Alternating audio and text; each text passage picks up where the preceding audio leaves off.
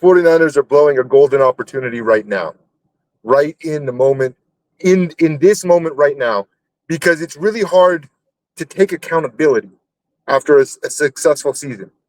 To go to players, to go to coaches, to go to people in the organization and saying, this has to change. Our philosophy has to change. We need to grow. We need to be better in all these different ways. When you just went to the NFC Championship game 3 years in a row or whatever it is, right?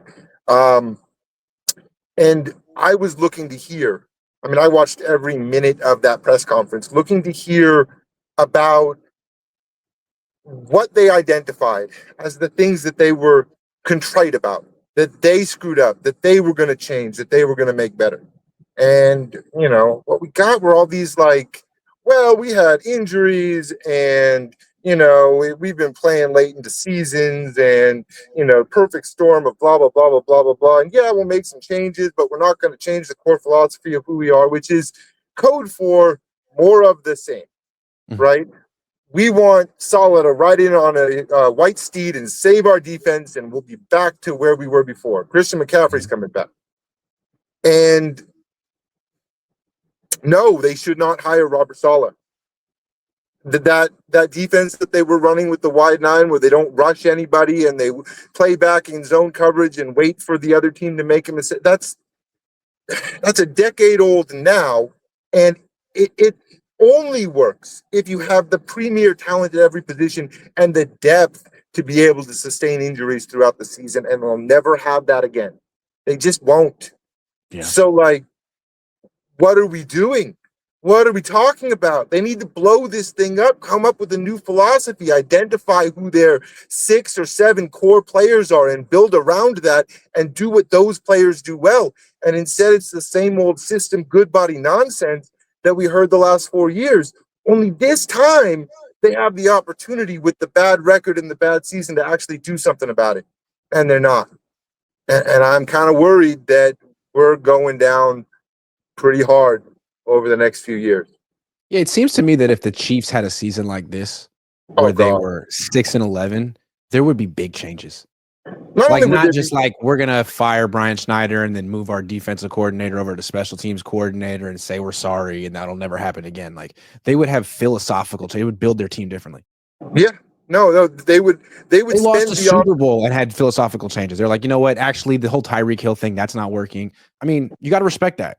Right. But there's only one Chiefs, just like there was only one Patriots. Right. It's really hard to replicate what a one-of-one team is doing, especially when they have the advantage that they have at the quarterback position. But I'm just saying, the standard, the best organization in football would react much stronger than the 49ers, who are always quick to pat themselves in the back and give themselves an excuse and say, well, you know what, let's not be too hasty. And the reason we know that is because we went through it during the 80s and early 90s. We were here for what it looked like when a championship organization came to the realization that they needed to make philosophical changes. We saw it in 85 after they lost to the Bears. We saw it in 91. We saw it when they brought Dion. We've seen them understand that they needed to change philosophically what they do in order to go out and reconquer the NFL. And I don't see the 49ers doing that. I think they think that they should just be good enough, right?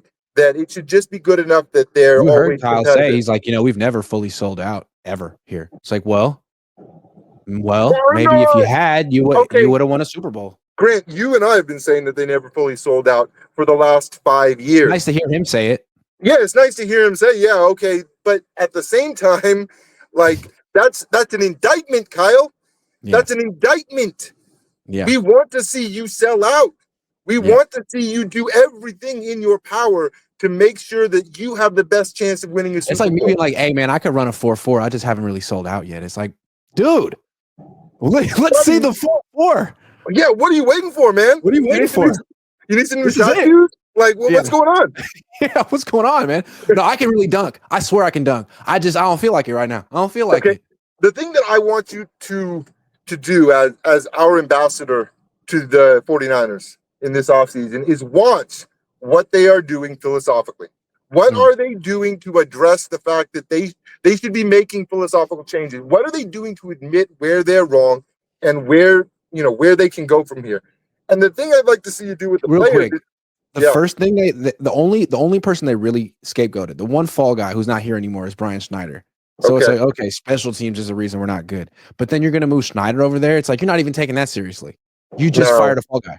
No, and really what goes on with the special teams is what goes on with the rest of the team as well. It's that we can't just be good enough at special teams. We can't not lose games at special teams. You need to bring somebody in who's going to win games with the special teams. That's what we have to do. We have to bring somebody in who's going to say, no, this is going to be a difference-making team. The special teams is going to make a difference on a weekly basis. And until you do that, you're not taking it seriously at all. You're not changing your philosophy at all. And they're not going to do that. But the thing I'd like to have you ask the players is, especially the core players like Warner and Bosa and any of the players that you get on the stage that you can have an interview, you may have to wait till next year, is, dude, you played at an incredibly high level for a long time. And how long do you foresee that you can keep that up?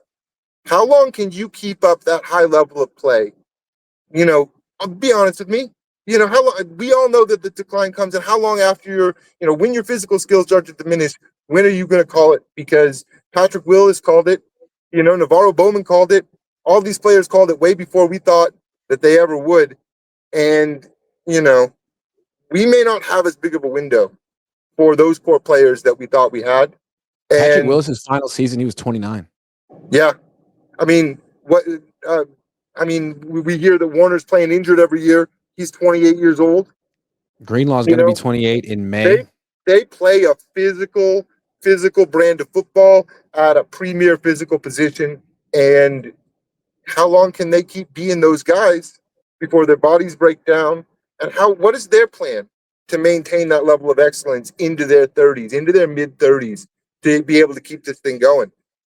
I would be really interested to hear not only, the coaches talking about, the vision of the future, but the players, their individual, perspectives on, where do they go from here? How long can they keep this going? What are their plans? We're at that point now. Good call, man. Always good to see you, Josh.